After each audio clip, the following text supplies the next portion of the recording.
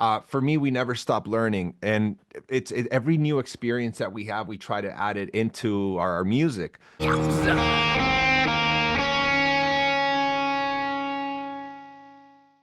Welcome to the podcast, Appetite for Distortion, episode number 501. My name is Brando. Welcome back to the podcast, friend of the podcast, Nils from Velvet Chains. What's going on, buddy? Dude, first of all, congrats on 500 plus episodes. I'm honored to be 501, start of a new cycle. It's incredible. So happy to see you. And yeah, thank you for having me. Everything's been great. Likewise. Oh, thank you. I figured let's kick off this, I don't know, this 500 with a familiar face, a familiar voice. If those who follow the podcast, you've been on a couple times. Because not just because you look like Duff and it's me pretending to interview Duff. Sorry. We joke about that. Because I mean, Velvet Chains is a great band. We've talked about you being on tour with Slash.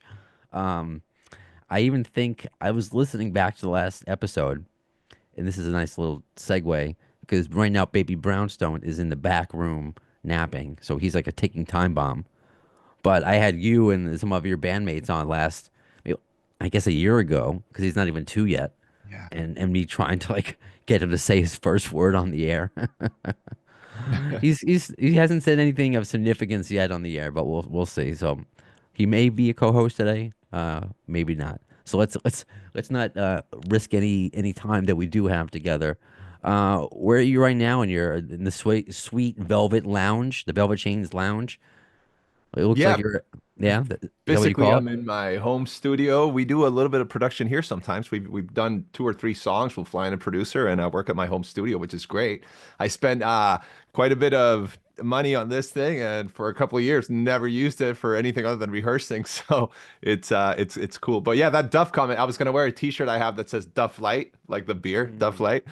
But I figured now I'll just wear my usual boo shirt. But yeah, no, I do get those comments every now and then, man. Oh, you look a lot like Duff. It was so much even in Brazil when we were on tour with Slash, that first show we did, I had my hair down. And before we started playing, the crowd started shouting, Duffy, Duffy. And I was like, ah, crap. So I started doing my hair a little bit different. But yeah.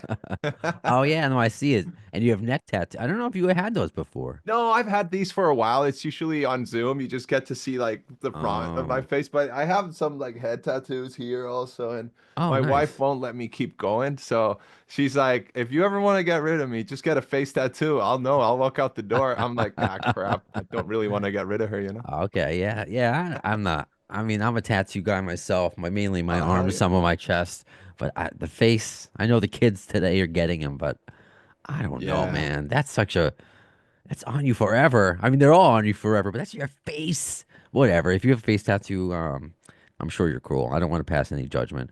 But the reason I bring that up is because I'm preparing for this. The Duff comparison is right away in my head because I was looking through just your Facebook page, and I think you were tagged by Eddie Trunk because you were recently at his 40th radio anniversary special thing. Because Duff and the actual Duff was did something for that. Slash, they also recorded stuff for that. And the way Eddie's pointing to you, and the way you're wearing a shirt that Duff would wear, I'm like, you're not even trying to not look like him in that No, it's picture, at funny least. because we're about the same height, and I'm also heavy into working out, and we both have a long face. It's if I let my hair down, it's too much. So I just kind of wear a ponytail now on the back and leave the sides down. So I'm trying to be my own person, you know. But no, he's definitely a huge inspiration anyway. And yeah, man, I wish I could, one day be half as good as he is on bass. So yeah, why not? And one last thing before we transition, you got to sell a shirt that says "I'm not Duff McKagan" and just a Velvet Chains, logo on the back or something. I should probably wear one when we were Or I again. wish I was Duff McKagan or something No, like no, no. It's like, hey, I'm not that we were in Brazil and I was picking something up on a table and there was one of Slash's roadies behind me. And I just kind of turned around and he looked at me. He's like, holy shit, dude, I could have sworn it was Duff from the back. And I'm like, ah, god damn. So I probably should wear one front and back saying, hey, I'm not that guy. that. So what's going on with this guy? What's going on with Niels and Velvet Chains? What's the latest that you could tell me? Yeah, we're about to head down to Brazil again. Man, I've said Brazil like five times in 5 minutes. It's wild.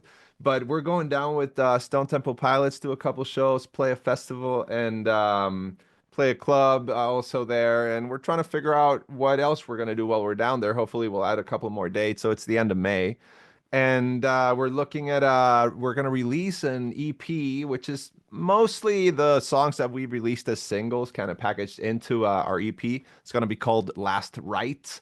And we're adding a new song in there called Runaway, which is a little bit more of a horror rock kind of thing. We've just been playing around with different things.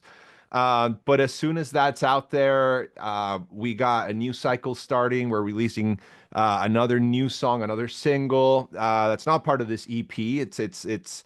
Um, it's what we've been doing lately, with Dead Inside and this song Runaway, and it's a little on the heavier side, and that's coming out May 16th. So the EP is coming out April 4th, the new cycle starting May 16th with a new single called Ghost in the Shell, and some changes coming along for Velvet Chains to the band.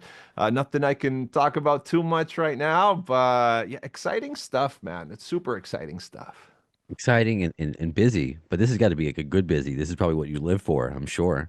Dude, 100%. And even just seeing the growth of the band, I was looking today, we're again number 22 on Billboard on mainstream rock, and I think we're Oh, 21 on Media Base right now. So we had a whole 20 plus weeks, I think, on the charts with our latest single, Dead Inside. It's just been so much fun, and we're so grateful to the fans and the radio stations and everybody out there who's been supporting us. So yeah, it's only up from here, I think.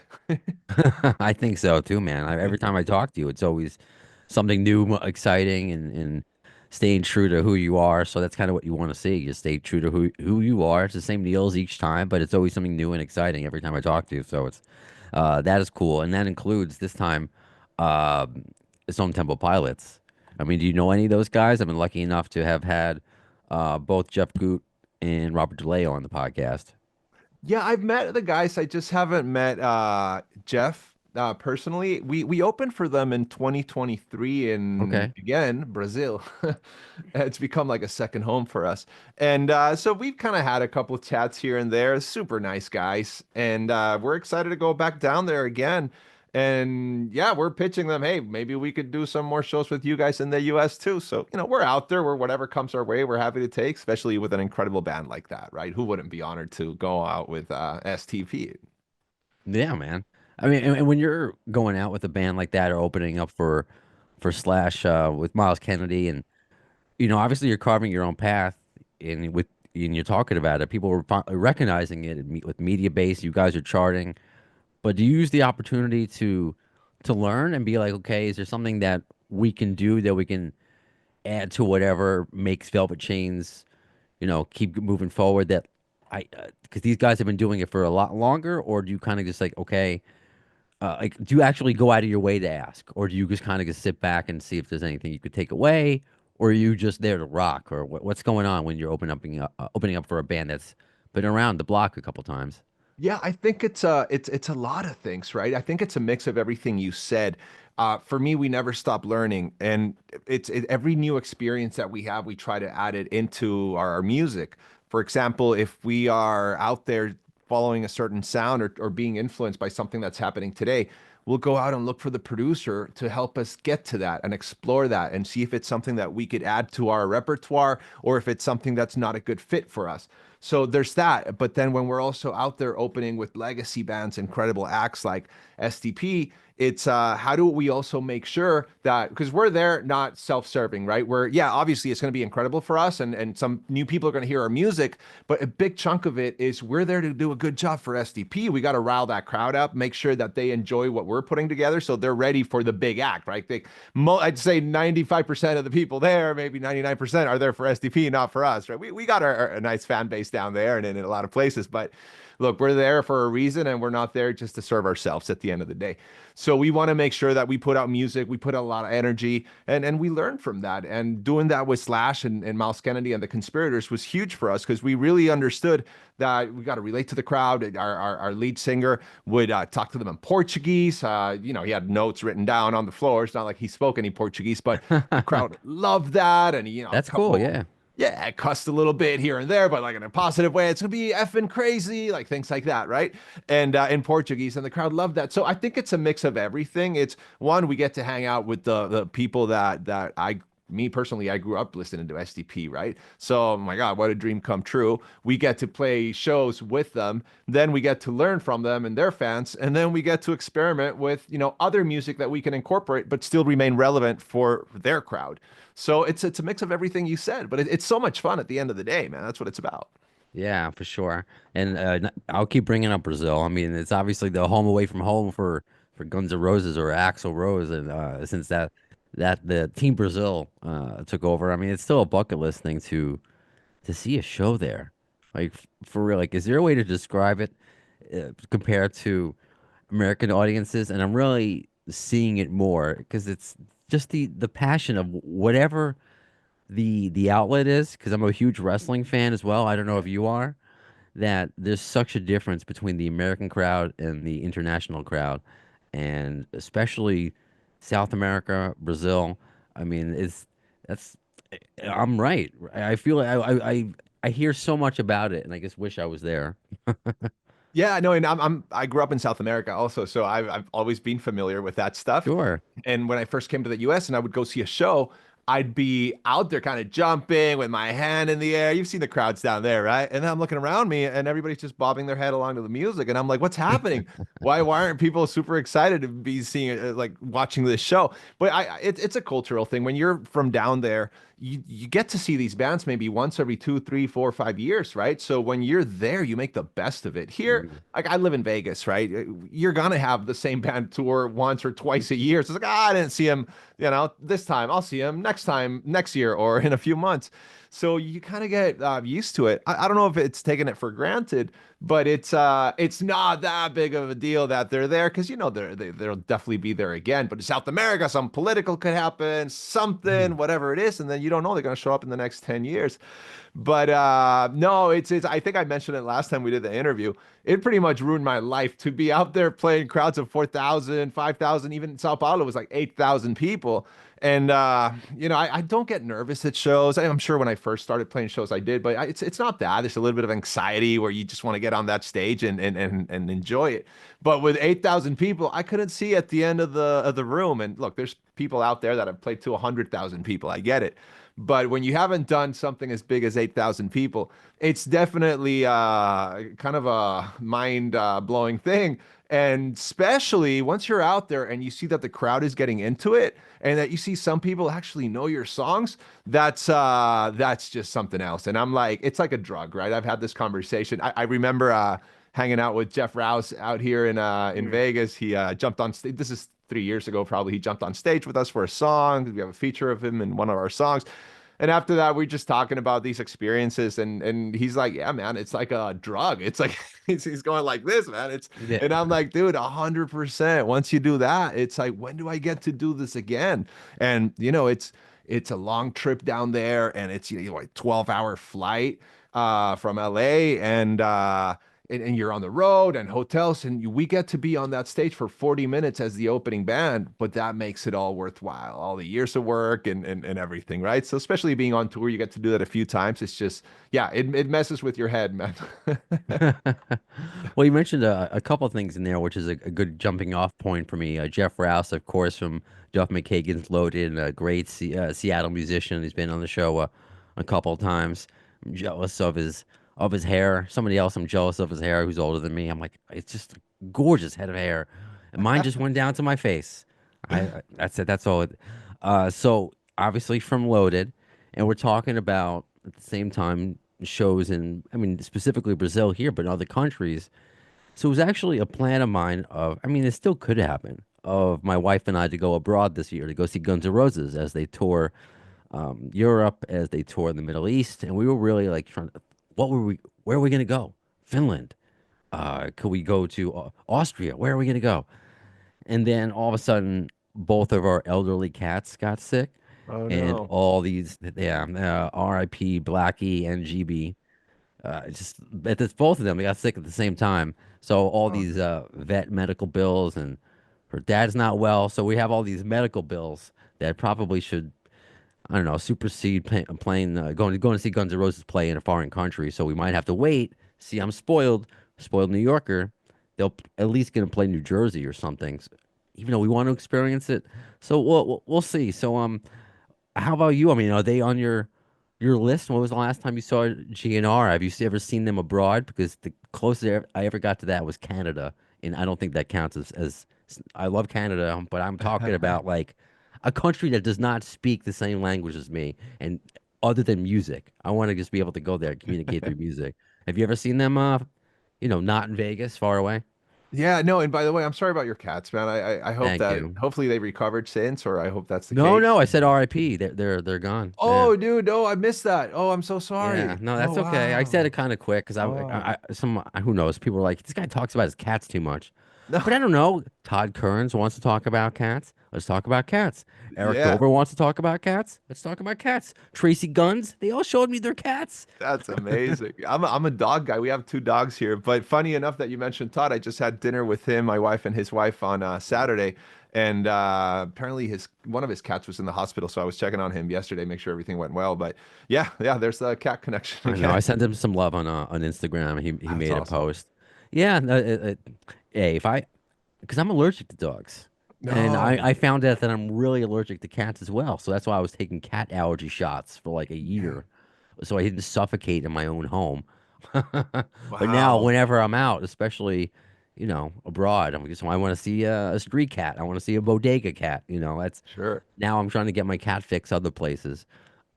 Yeah. But if your dog wants to make an appearance, I'll take that as well. No I worries. lock them up because they're rowdy and then they make Okay. noise and then they don't stop. And every time there's a Oh, delivery, they let me know very, very loudly. fair enough. But Fair enough. to answer your question, I Okay. think I saw GNR on the Not in This Lifetime tour probably about 4 or 5 times. Definitely the first show in Vegas because first they did what Troubadour Hmm. and then they did Vegas and it was exciting because it was like nobody knew if they were gonna break up in the middle of the show, get pissed off at each other, right? Kind Right. of Jane's Addiction, is that the one that Oh, that happened?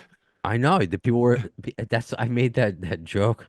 That you would have thought that would have been Axl and Slash. That how the band would have ended. But no, it was Jane's Addiction. That's right. Yeah. And so I saw them there, and then I kept seeing them every time they came to Vegas, and I saw them in Seattle once too. And I don't think I've seen them internationally though. But hey, challenge Okay. accepted, man. I think that's gonna be on our list. We're waiting on confirmation on a few tour options, so it's hard to make plans when you're in a band that's kind of Mm, up and coming, and I guess we're called a baby band, but we're charting well and all that. So any moment something could come along or waiting on confirmation and something. So it's really hard to make plans, especially expensive plans where you need to buy tickets way in advance and then you don't get refunded. very true. So That's why we didn't buy tickets. I know my wife who loves.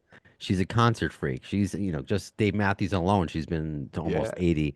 But she's like, you still want to go? I'm like, do you want Harrison to go to college one day? Let's let's wait. Maybe let's not buy plane tickets and hotel just yet. Let's see. I don't know. I don't know. Maybe one day I'll have an episode that really hits and I can make money off it. We'll see. But you know, and that, I mean, yeah, that's cool though. And you never know with GNR that you could be an opening band. I want to put that out in the universe. I know they've already announced some because they get local bands. It's usually yeah, it's more than just who they announce. Of course they have a Public Enemy, right? They have the Sex Pistols with Frank Carter, and there's another one that's I'm missing right now. But you never know. Velvet Chains yeah. opening up No, for and those Guns N' are Roses in the future. yeah, those are big bands, obviously, right? So they're gonna take their But pick it's of not always the case. That's what I'm yeah. saying. I remember I had on a band, another V band, the Velveteens. Mm, They came on, and they were a last minute replacement for Wolfgang. Yeah. So I yeah, mean, I I remember know that Wolfgang's episode. kind of big too, but GNR is good with that. They're good with like finding out who the next big thing is, or like who's on the cusp and taking them out. So I like that about them. Yeah, and I think we're building a resume. So hey, we did. I think Slash and his camp was happy with us in Brazil. So hopefully, we're an option for that. That'd be sick, be incredible. And yeah, fingers crossed. Who knows? Hey, and if not, maybe the next one. So Come come out with a blues record. So if anything, worst case scenario, and if Slash does another blues tour, you get on that one. that's right. Just Hey, why not? keep expanding the sound. So just as a fan to fan, not just talking, Yeah. because that's what's cool about here. It's an interview slash fan to fan where, friends talking. Um, of course, Guns N' Roses with that change recently with the drummer and Isaac Carpenter. I don't know if you've ever crossed paths with him. You never know who knows somebody. Have you ever met Frank? Have you ever met Isaac? 'Cause that's It's funny. I haven't. We featured on our first ever single "Tattooed" is Richard Fortus. I'm very close with Jeff Rouse and Mike Squires. They're great right. friends. Hmm. But no, I have not met either of the drummers. I'm a big fan of both. I mean, I love Loaded. I obviously have seen Frank live a few times, and I'm a huge fan. But yeah, it would when they announced that Frank was leaving, immediately my mind went to, I bet it's gonna be Matt coming back, for because I Okay. didn't think maybe Steven probably, I don't know, with the back injuries and stuff, maybe it was a tougher choice, but I'm like, okay. And I think Matt had posted a picture a couple days before that kind of looked like something was going on, and I'm sure you saw that. I did. So yeah, I didn't expect it. I'm not in the know. I'm not anybody who's close to that camp, and at that level. I'm also not calling like my buddies in Loaded and saying, hey Mike, tell me the latest. And I'm not Right, that right, right, guy. right. Yeah, I don't do that to Squires either, who does the theme song for this Yeah. podcast. Yeah. And same thing now that knowing that Richard Fortus listens, then I'm able to just to casually talk to him through Instagram. I did not ask him. I'm like, why am I going to ask that? And he certainly kept a poker face because I would talk to him up until the announcement. That's clearly something that was in the works for a while, and it's interesting. And I feel some sympathy for the fans that thought it might have been Matt or even Steven. I knew that wasn't going to be the case. I didn't know Isaac Carpenter until I saw fans brighter than me or more in the know than me somehow putting that name out there. I'm just like, I could see that. But what's really cool, I didn't get to talk about it on the podcast yet. Sebastian Bach congratulated him, and he's a co-writer with Sebastian. He's like been writing with Sebastian Bach for like the past 10, 15 years, Isaac Carpenter. So I think that's pretty awesome that he's working with Baz and he's written some, a lot of Baz's last few albums have done well, praise, songwriting praise. So they're bringing in a drummer who can write songs. So I'm jealous of the fans who get to see them abroad right away and get to see what Isaac Carpenter could do. So just wanted No, to, yeah, and yeah, bring that up. especially if he's got Duff's seal of approval, right? Because bass player and drummer, they got to groove and they got to know each other well and they got to be comfortable with each other. So I'm sure if anything, it's gonna elevate the game, right? Again, not saying anything bad about Frank by any means. I love the guy's work and he's incredibly talented.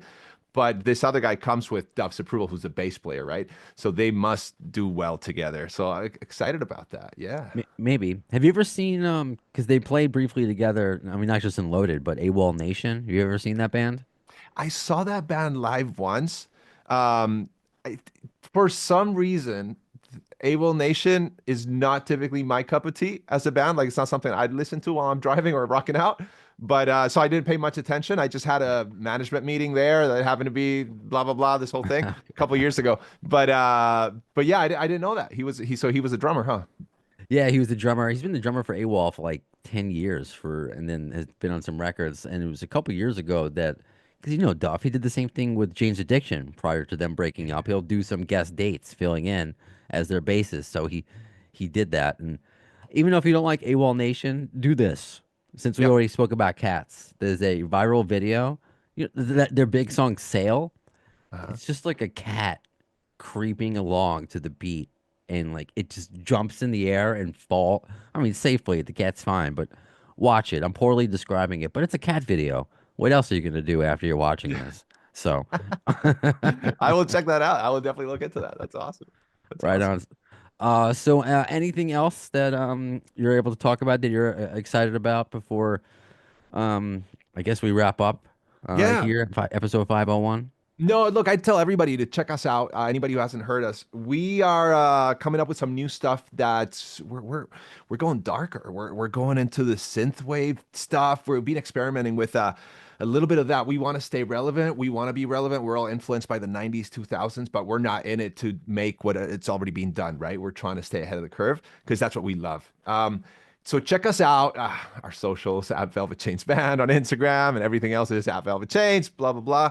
But we're excited to head down to Brazil with Stone Temple Pilots. Excited for what's coming after that. A couple changes coming in the band. Can't say much. But no, super excited to be here. Thank you. It's my third time on this podcast, man. I'm a huge fan. I've heard pretty much every episode, dude. So thank you for what you do, man. Well, that means a lot. And actually, before I get out of here, I guess it does tie in because as we now have 500 episodes, it was recently my 10th year. For it's still currently working for knock on wood, iHeartRadio and Premier Radio Networks. So 10 years at iHeart and 20 years as a professional. I started in college, so I mean, if you want to count that, it's like 23, 24 years, but it's a long time. Incredible. And to still be able to enjoy what I do, which is why I relate to what you're talking about. It's just you're enjoying your passion, and you just never know when something's going to happen for you, and you get to meet all these cool people. Um, so with that, I wish I can aspire to Eddie Trunk's career. I mean, probably is too late for that. Just how was that experience? It was the whole 40th. Because as a radio guy, Eddie's been on the show. I guess just tell me about that. Is there anything you could tell me about that? Because it's a documentary coming out about Eddie's 40 years in radio, right? No, yeah, I was just invited. He hit me up to invite me over to his event that he did last year, I think, over at House of Blues here in Vegas. So I went to that. I've also been to his birthday party here in Vegas that he does, kind of private thing. And Eddie's the man, dude. He's so nice. We were out on tour in the Midwest, and somebody hit me up here from Vegas. My friend Stoney, he hits me up and he's like, "Hey man, Eddie just gave you guys a shout out on his show for Dead Inside, blah blah blah." And like I never even told Eddie we had a new song out. Like the guy's such a gentleman and it's so kind. He didn't need to do that, and he's such a great guy. And I see people like Ronnie Radke bad mouthing the guy, and it's like, dude, once you get to know Eddie, you realize that he's one of the kindest, most gentle dudes. He's like a gentle giant. He's such a nice guy. So I don't like bad mouthing people. I don't like any of that stuff. I don't. It didn't sit well with me, but hey, it's an entertainment industry, man. It's you say the wildest stuff, and hey, you get some clout. So yeah, Well, I guess that goes back to before. Maybe some people with face tattoos are not so nice, but then Post Malone's a nice guy. Just be yeah, put out good vibes. Yeah, I saw that. I was totally. like, you're hating on Eddie. I understand, like with me or anybody, if you're not a fan of somebody, but yeah, if you're gonna say like nasty things, just whatever. I don't need to give that guy any attention.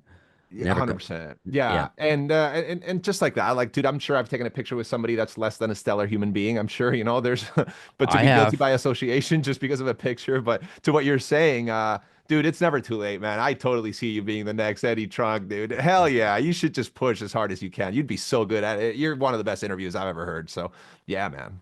Well, thank you. We'll see what Baby Brownstone brings to the table. I'll either make him a producer or he'll be the co-host that helps me push me over the top. We'll see. But regardless, I love doing it. Can't wait until the next time I get to talk to you. So that does it for this episode of Appetite for Distortion. When will you see the next one? In the words of Axl Rose concerning Chinese democracy, I don't know if soon is the word, but you'll see it.